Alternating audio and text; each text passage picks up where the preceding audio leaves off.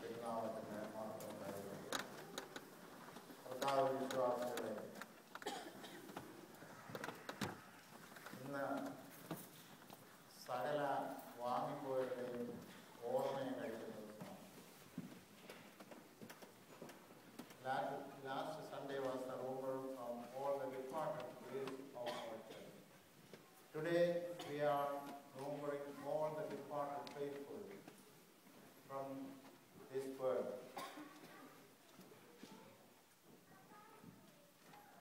വാങ്ങിപ്പോയ പുരോഹിതന്മാരെ കുറിച്ചും വാങ്ങിപ്പോയ പിതാക്കന്മാരെ കുറിച്ചും നാം ചിന്തിക്കുമ്പോൾ ആദ്യമായിട്ട് നാം ചിന്തിക്കേണ്ടത് what is church. Let me ask the Sunday school students, what is meant by church? സഭ എന്നാൽ എന്താണ്? അല്ല, സഭ എന്തിനു വേണ്ടിയുള്ളതാണ്? ആർക്കെങ്കിലും പറയാം സഭ എന്തിനാണ്? What is the purpose of the church? What is meant by a church? നമ്മുടെ സഭ എന്തിനായിട്ടുള്ളതാണ്? അത് ആര് സ്ഥാപിച്ചതാണ്?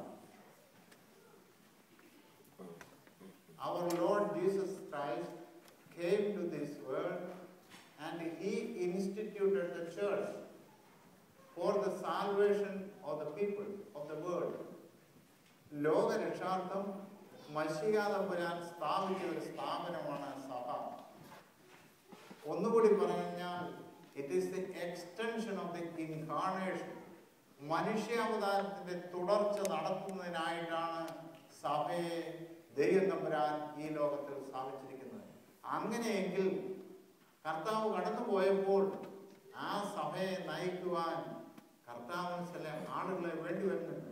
He was in need of some people to lead the church. കർത്താവ് ആരെയാ ആ സഭയെ നടത്തുന്നതിനായിട്ട് തെരഞ്ഞെടുത്തത്? അപ്പോസ്തലന്മാരെ. അപ്പോസ്തലൻ തന്റെ ഉയർപ്പിന് ശേഷം what did he say? ഉയർപ്പിന് ശേഷം കർത്താവ് പറഞ്ഞു, സകല അധികാരങ്ങളും ഞാൻ നിങ്ങൾക്ക് തന്നിരിക്കുന്നു. നിങ്ങൾ പിതാവിന്റെയും പുത്രന്റെയും പരിശുദ്ധ റൂഹായുടെയും നാമത്തിൽ ലോകമൊന്നും പോയി സുവിശേഷം അറിയിക്കണം. വിശ്വസിക്കുന്നവരെ സഭയോട് ചേർക്കണം. ആർക്ക്? അപ്പോസ്തലന്മാരോട് പറയുന്നതാണ്. നിങ്ങൾ ആരുടെ പാപങ്ങൾ മോചിക്കുന്നുവോ മോചിക്കപ്പെട്ടിരിക്കും. നിങ്ങൾ ആരുടെ പാപങ്ങൾ നിർത്തിയിരിക്കുന്നുവോ നിർത്തിയിരിക്കും. അപ്പോസ്തലന്മാർക്ക് അധികാരം കൊടുക്കുകയാണ്. നിങ്ങൾ രോഗികളുടെ മേൽ തൈലം പൂശി അവരെ സുഖപ്പെടുത്തുകയും. നോക്കുക, മറ്റാർക്കും ഈ അധികാരം കർത്താവ് കൊടുത്തിട്ടില്ല. 12 അപ്പോസ്തലന്മാർക്ക്, അല്ലേ, കർത്താവ് തിരഞ്ഞെടുത്ത അപ്പോസ്തലന്മാർക്ക് മാത്രമാണ് ഈ അധികാരം കൊടുക്കുന്നത്. നിങ്ങൾ പാപങ്ങളെ മോചിക്കണം. മോചിക്കാതെ ഇരുന്നാൽ അവർ മോചിക്കാതെ ഇരിക്കും. നിങ്ങൾ രോഗികളുടെ മേൽ കൈവച്ച് പ്രാർത്ഥിക്കണം. അവരെ തൈലം പൂശി സുഖപ്പെടുത്തണം. ഇങ്ങനെയുള്ള അധികാരങ്ങളൊക്കെയും കർത്താവ് അപ്പോസ്തലന്മാർക്ക് കൊടുത്തു. അവരാണ് ആ ആദ്യ നൂറ്റാണ്ടിൽ സഭയെ നയിച്ചുകൊണ്ടിരിക്കുന്നത്. അതിനുശേഷം അപ്പോസ്തലന്മാർ അവരെ പിന്തുടർച്ചാവകാശികളായ മേൽപ്പട്ടക്കാർക്കും പട്ടക്കാർക്കും ഒഴിച്ച് വേദവസ്തവം നോക്കുമ്പോൾ 3-4 സ്ഥാനികളെ, ഞാൻ അതിലേക്ക് കടക്കല്ല, 3-4 സ്ഥാനികൾ, എൽഡേഴ്സ്, ബിലീവേഴ്സ്, ഇങ്ങനെ 3-4 സ്ഥാനികളെ അപ്പോസ്തലന്മാർ സഭയിൽ തിരഞ്ഞെടുത്തു. അവർക്കും കൈവെപ്പ് കൊടുത്ത് അധികാരം കൊടുത്തു, പട്ടത്വം കൊടുത്തു. അങ്ങനെയാണ് സഭയിൽ പിന്തുടർച്ചാവകാശമായിരിക്കുന്ന the extension of the incarnation, മനുഷ്യാവതാരത്തിന്റെ തുടർച്ച ഇന്നുവരെയും മേൽപ്പട്ടക്കാരിൽ ഞങ്ങൾക്ക് ലഭിച്ചിരിക്കുകയാണ്. പാപം മോചിക്കുന്ന അവസരത്തിൽ പട്ടക്കാർ പറയും, മേൽപ്പട്ടക്കാർ എനിക്ക് തന്നിട്ടുള്ള അധികാരത്താൽ പിതാവിന്റെയും പുത്രന്റെയും പരിശുദ്ധ റൂഹായുടെയും നാമത്തിൽ നീ ഏറ്റുപറഞ്ഞിട്ടുള്ളതും വിട്ടുപോയിട്ടുള്ളതും മറന്നുപോയിട്ടുള്ളതുമായ കുറ്റങ്ങളെ നിന്നോട് ദൈവം ക്ഷമിക്കട്ടെ. In the name of the Father, Son and the Holy Spirit. പിതാവിന്റെയും പുത്രന്റെയും പരിശുദ്ധ റൂഹായുടെയും നാമത്തിൽ പാപങ്ങളെ മോചിക്കുവാൻ പുരോഹിതന്മാർക്ക് ദൈവം തമ്പുരാൻ അവകാശം കൊടുത്തു. അവരുടെ ചുമതലകൾ എന്താണ്? പട്ടക്കാരുടെ, ഇവിടുത്തെ അച്ഛൻ്റെയോ എന്റെയോ മറ്റല്ല, ജനറലായിട്ട് പട്ടക്കാർ ചെയ്യുന്നത് എന്തൊക്കെയാണ്? ബലി അർപ്പിക്കും. ഏറ്റവും പ്രധാനമായിട്ടുള്ള 2 കാര്യങ്ങൾ ഒന്ന്, നിങ്ങൾക്ക് വേണ്ടി ദൈവത്തിന് മുമ്പാകെ കണ്ണുനീരൊഴുക്കി പ്രാർത്ഥിക്കും.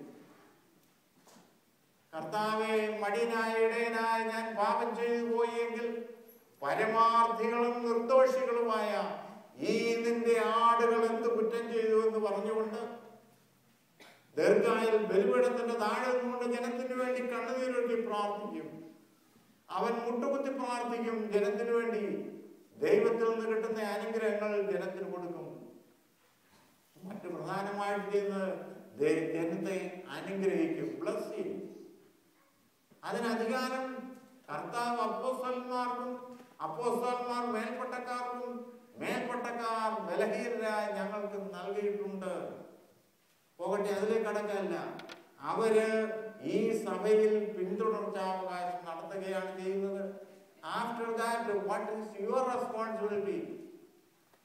ഭാഗ്യവാനായ പത്രോസ് പറയുന്നുണ്ട്, നിങ്ങൾ തിരഞ്ഞെടുക്കപ്പെട്ട ഒരു ജാതിയും രാജകീയ പുരോഹിതവർഗവും വിശുദ്ധ വംശവും സ്വന്തമാകുന്നു. Of all the nations of the world, you are the chosen generation. നിങ്ങൾ തിരഞ്ഞെടുക്കപ്പെട്ട ജാതിയാണ്. നിങ്ങൾക്ക് പൗരോഹിത്യമുണ്ടോ? പട്ടത്വമുണ്ടോ? ആർക്കെങ്കിലും പറയാമോ? നിങ്ങൾ പൗരോഹിത്യമുള്ളവരാണോ? പട്ടത്വമുള്ളവരാണോ? ആണോ? ആർക്ക്? ഞാൻ ഓർത്തഡോക്സുകാരനോട്, ഒരു ബന്ധുക്കസുകാരനോട് ചോദിച്ചാൽ ഞാൻ പറയും ഇല്ല എന്നുള്ളത്. നിങ്ങളുടെ ഉണ്ടെന്നോ ഇല്ലെന്ന് നമുക്ക് അറിയാൻ വയ്യ. ഉണ്ട്. നിങ്ങൾക്ക് പട്ടത്വമുണ്ട്. എവിടുന്ന് കിട്ടി? മാമോദീസ സമയത്താണ് നിങ്ങൾക്ക് പൗരോഹിത്യം ലഭിക്കുന്നത്. മാമോദീസായിൽ കൂടി വീണ്ടും ജനിക്കുന്ന ഒരു ശിശുവിന് മാത്രമേ ആമീനും വാദയ്ക്കുമോറും പറയാൻ അവകാശമുള്ളൂ. ഞാൻ ഓർക്കുകയാണ്, എൻ്റെ കുമ്പഴപ്പള്ളിയിൽ ഒരു വിവാഹത്തിന് സംബന്ധിക്കാൻ വന്നപ്പോൾ സെമിനാരിയിൽ പഠിപ്പിക്കുന്ന സേവർ യേശുവിനെ അവിടെ വന്നു. ഒരു കല്യാണം നടത്തുകയാണ്. കല്യാണത്തിന് കൊയറൊക്കെ അവിടെ നിൽപ്പുണ്ട്. തിരുവേനി ചോദിച്ചു, ഈ കൊയറൊക്കെയും ഓർത്തഡോക്സ് വിശ്വാസികളും ഓർത്തഡോക്സ് സഭയിലെ അംഗങ്ങളുമാണോ? അല്ലാത്ത ഒരുത്തരും ഇവിടെ നിന്ന് പാടാൻ അവകാശമില്ല. വിവാഹ ശുശ്രൂഷയിൽ പാടുവാൻ ഓർത്തഡോക്സുകാരന് മാത്രമേ അവകാശമുള്ളൂ. ആമീൻ പറയാൻ അവന് മാത്രമേ ഉള്ളൂ. അവന് മാത്രമേ ആത്മായ പൗരോഹിത്യം ലഭിച്ചിട്ടുള്ളൂ. പോകട്ടെ, ഞാൻ അതിലേക്ക് കടക്കുകയല്ല ചെയ്യുന്ന, അവിടെ നിന്ന് കടന്നു പോവുകയാണ്. ഇന്ന് സകല മരിച്ചുപോരുടെ ഓർമ്മ കഴിക്കുന്ന ദിവസമാണ്. ഭാഗ്യവാനായ പൗലോസ് അപ്പോസ്തലൻ തെസ്സലോനിക്കർക്ക് എഴുതിയ ലേഖനം, 2-ാം ലേഖനം 4-ാം അധ്യായം 13-ാം വാക്യത്തിൽ നാം ഇങ്ങനെ വായിക്കുന്നു: Brothers, we do not want you to be ignorant about those who are asleep, or to grieve like the rest of the men who have no hope. സഹോദരന്മാരെ, നിങ്ങൾ പ്രത്യാശയില്ലാത്ത മറ്റുള്ളവരെ പോലെ ദുഃഖിക്കാതിരിക്കേണ്ടതിന് മരിച്ചുപോയവരെ കുറിച്ച് നിങ്ങൾക്ക് അറിവുണ്ടായിരിക്കും. സഹോദരന്മാരെ, പ്രത്യാശ, ഓരോ വാക്ക് ശ്രദ്ധിക്കണം. പ്രത്യാശയില്ലാത്ത മറ്റുള്ളവരെ പോലെ നിങ്ങൾ ദുഃഖിക്കാതിരിക്കേണ്ടതിന് മരിച്ചുപോയവരെ കുറിച്ച് നിങ്ങൾക്ക് അറിവുണ്ടായിരിക്കണം. Not be ignorant about the departed ones. You have to have some knowledge about the departed people, who they are, where they are, what they are doing. നമ്മോട് ചോദിച്ചാൽ പറയുമോ? മരിച്ചുപോയവർ എവിടെയാണ്? മരിച്ചുപോയവർ എന്ത് ചെയ്യുന്നു? മരിച്ചുപോയവർക്ക് മനസ്സിലാക്കുവാൻ കഴിവുണ്ടോ? മരിച്ചുപോയവർ വളരുന്നുണ്ടോ? കടന്നുപോയവർ പ്രാർത്ഥിക്കുന്നുണ്ടോ? നാം അവർക്ക് വേണ്ടി പ്രാർത്ഥിച്ചാൽ എന്ത് പ്രയോജനം കിട്ടും? ഇങ്ങനെയുള്ള കാര്യങ്ങളൊക്കെയും ഒരു മറ്റ് സഭക്കാർ നമ്മോട് വന്ന് പറഞ്ഞാൽ നമുക്ക് എന്ത് പറയുവാൻ സാധിക്കും? കർത്താവായ യേശു മിശിഹ ഈ ലോകത്തിൽ നിന്ന് കടന്നു പോകുന്ന അവസരത്തിൽ കള്ളനോട് പറയുന്നുണ്ട്, you will be with me in paradise. ഇന്ന് നീ എന്നോടുകൂടി പർദീസായിലിരിക്കും. അത് പറഞ്ഞ കർത്താവ് എവിടെ പോകുന്നത്? നീ ഇന്ന് എന്നോടുകൂടി പർദീസായിലിരിക്കും എന്ന് പറഞ്ഞിട്ട് കർത്താവ് പർദീസായിലോട്ടാണോ ഉടനെ പോകുന്നത്? അല്ല. എവിടെ പോയി? 1 പത്രോസ് 3-ാം അധ്യായം 19-ാം വാക്യം, He went to the Sheol to preach the gospel to the departed people. അവൻ പാതാളത്തിൽ പാതാളത്തിൽ ചെന്ന് നോഹയുടെ കാലം മുതൽ പിടിക്കപ്പെട്ട ആത്മാക്കളോട് സുവിശേഷം അറിയിച്ചു. കർത്താവ് ഈ ലോകത്തിൽ നിന്ന് കടന്നുപോയി കഴിഞ്ഞപ്പോൾ പാതാളത്തിൽ പിടിക്കപ്പെട്ട നോഹയുടെ കാലം മുതൽ പിടിക്കപ്പെട്ട് കിടന്നതായ ആത്മാക്കളോട് സുവിശേഷം അറിയിച്ചു. ഞാൻ നിങ്ങളോട് പ്രസംഗിക്കുക അല്ലെ വചനം ഉദ്ഘോഷിക്കുക ചെയ്യുന്ന നിങ്ങൾക്ക് മനസ്സിലാക്കുവാൻ കഴിവില്ലെങ്കിൽ നിങ്ങളോട് പറഞ്ഞിട്ട് കാര്യമുണ്ടോ? ഉണ്ടോ? നിങ്ങൾക്ക് മനസ്സിലാക്കുവാൻ കഴിവുണ്ടായിട്ടാണ് നിങ്ങളോട് സുവിശേഷം പ്രസംഗിക്കുന്നത്. കർത്താവ് പാതാളത്തിൽ കിടന്ന ആത്മാക്കളോട് സുവിശേഷം അറിയിച്ചുവെങ്കിൽ അവർക്ക് മനസ്സിലാക്കുവാൻ കഴിവുണ്ട്. ഒന്നാമതായിട്ട്. രണ്ടാമതായിട്ട് സുവിശേഷം അറിയിക്കുന്നത് എന്തിനായിട്ടാണ്? ആത്മാവിന്റെ വളർച്ചയ്ക്കും മാനസാന്തരത്തിനും വേണ്ടിയാണ്. കർത്താവ് അവരോട് സുവിശേഷം അറിയിച്ചെങ്കിൽ അവർക്ക് മനസ്സിലാക്കുവാൻ കഴിവുണ്ട്, അവർക്ക് അനുദപിക്കുവാൻ കഴിവുണ്ട്, അവർക്ക് മാനസാന്തരത്തിന്റെ അനുഭവത്തിലേക്ക് വരുവാൻ കഴിവുണ്ട്.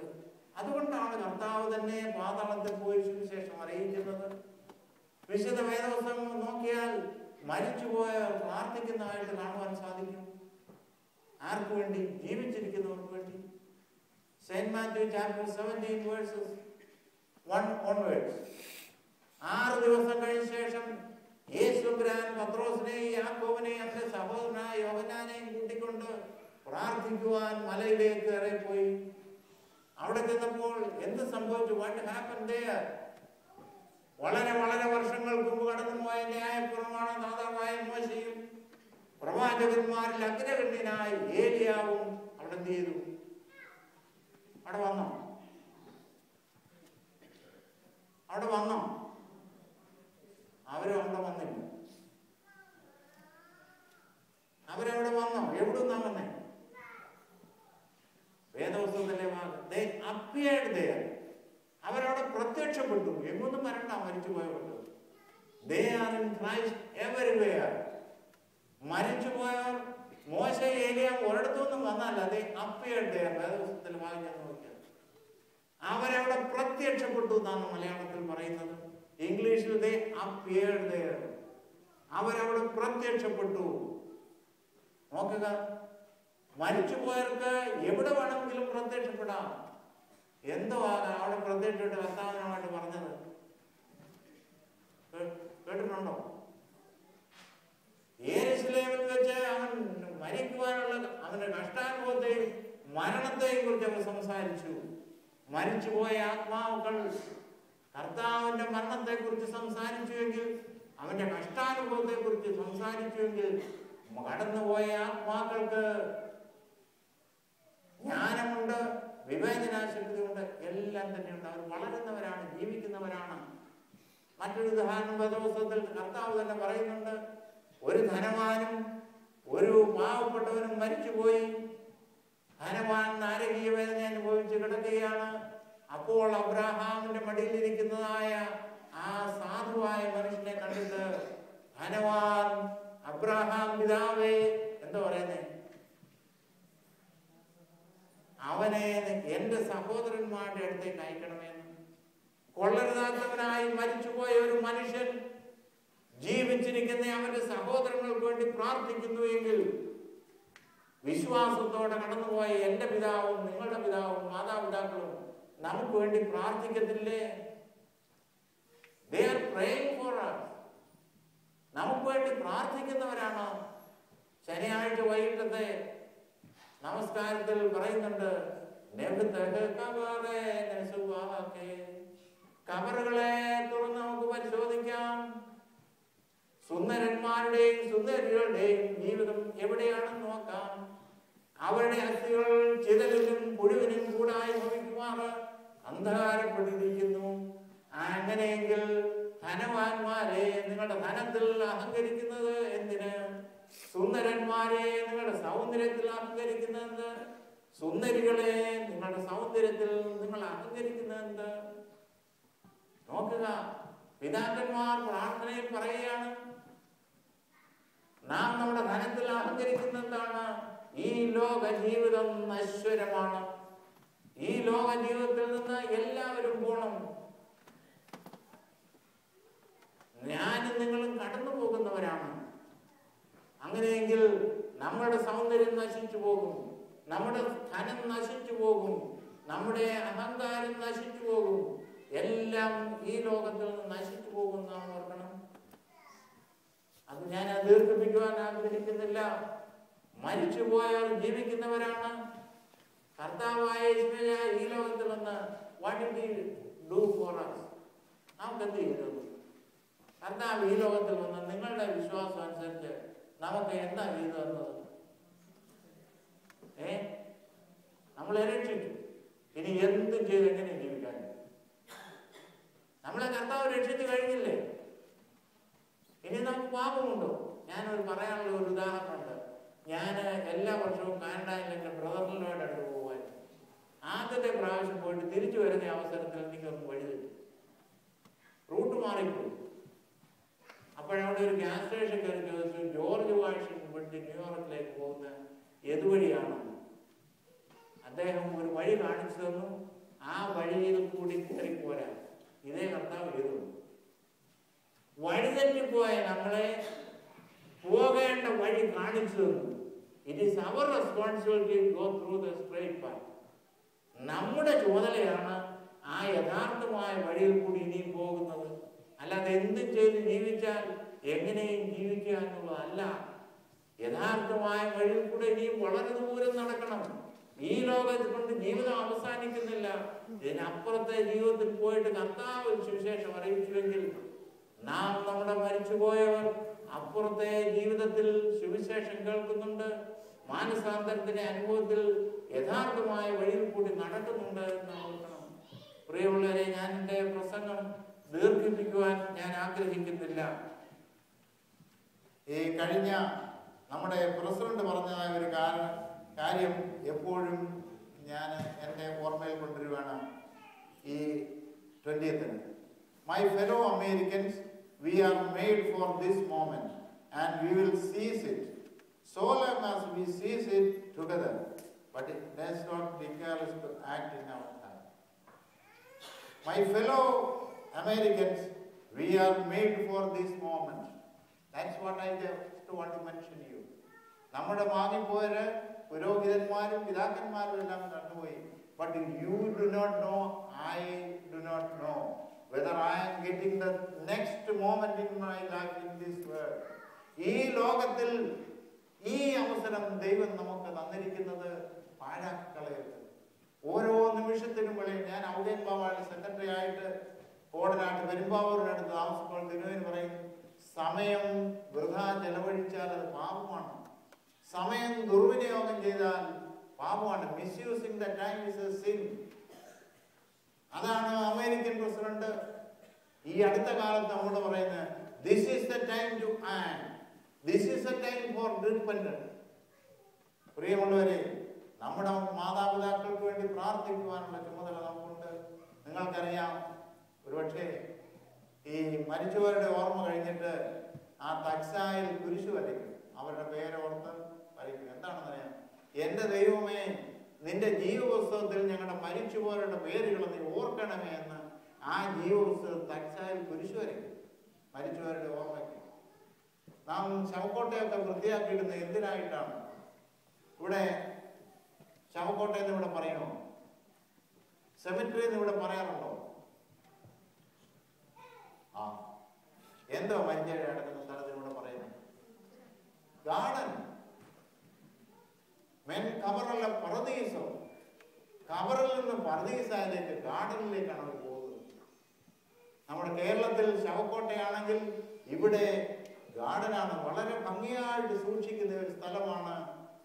പിതാക്കന്മാരെയും സഹോദരങ്ങളെയും അടക്കിയിരിക്കുന്ന സ്ഥലം. എന്താണ്? വിശുദ്ധ കുർബാനയിൽ നിങ്ങൾ ഒരു പക്ഷേ കാണും, കർത്താവെ, നിന്റെ തിരുശരീരങ്ങൾ അവരുടെ അവയവങ്ങൾ ഉൾക്കൊണ്ടിരിക്കുന്നു. നമ്മുടെ മരിച്ചുപോയവരുടെ അവയവങ്ങളിൽ കർത്താവിന്റെ തിരുശരീരങ്ങൾ ഉൾക്കൊണ്ടിരിക്കുന്നതുകൊണ്ട് അവരെ അടക്കിയിരിക്കുന്നതായ മണ്ണിലും കർത്താവിന്റെ തിരുശരീരങ്ങളുണ്ട്. അതുകൊണ്ടാണ് നമ്മുടെ പിതാക്കന്മാരെയും മാതാപിതാക്കളെയും സഹോദരങ്ങളെ അടക്കിയിരിക്കുന്ന സ്ഥലം വിശുദ്ധമായി നാം സൂക്ഷിക്കുന്നത്. ഭാഗ്യവാനായ പൗലോസിന്റെ വാചകങ്ങളുണ്ട്, സഹോദരന്മാരെ, നിങ്ങൾ പ്രത്യാശയില്ലാത്ത മറ്റുള്ളവരെ പോലെ ദുഃഖിക്കാതിരിക്കേണ്ടതിന് മരിച്ചുപോയവരെ കുറിച്ച് നിങ്ങൾക്ക് അറിവുണ്ടായിരിക്കണം. നമ്മുടെ വാങ്ങിപ്പോയതിനെ കുറിച്ച് നമുക്ക് അറിവുണ്ടായിരിക്കണമെന്ന് മാത്രം പറഞ്ഞുകൊണ്ട് അവർ നമുക്ക് വേണ്ടി പ്രാർത്ഥിക്കുന്നു, നമ്മൾ അവർക്ക് വേണ്ടി പ്രാർത്ഥിക്കണം. അവരവസാനം നമ്മളോട് ആവശ്യപ്പെടുന്ന ഒരു വാചകമുണ്ട്, പ്രാർത്ഥനയിൽ മേന്മേൽ എന്നെ ഓർപ്പീൻ, എന്നെ മറന്നിടാൻ ഇടയാകരുത്. ജീവിച്ചിരിക്കുന്ന എൻ്റെ സഹോദരന്മാരും സഹോദരികളും മാതാപിതാക്കളെ, നിങ്ങളുടെ പ്രാർത്ഥനയിൽ എന്നെ ഓർക്കണം.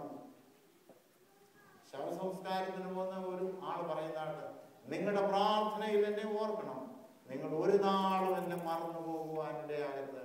ദൈവം തമ്പുരാൻ എന്റെ പരിശുദ്ധാത്മാവിനെ അയച്ച് നിങ്ങളെ ഓരോരുത്തരെയും അനുഗ്രഹിക്കട്ടെ എന്ന് പറഞ്ഞുകൊണ്ട് എൻ്റെ വാക്ക്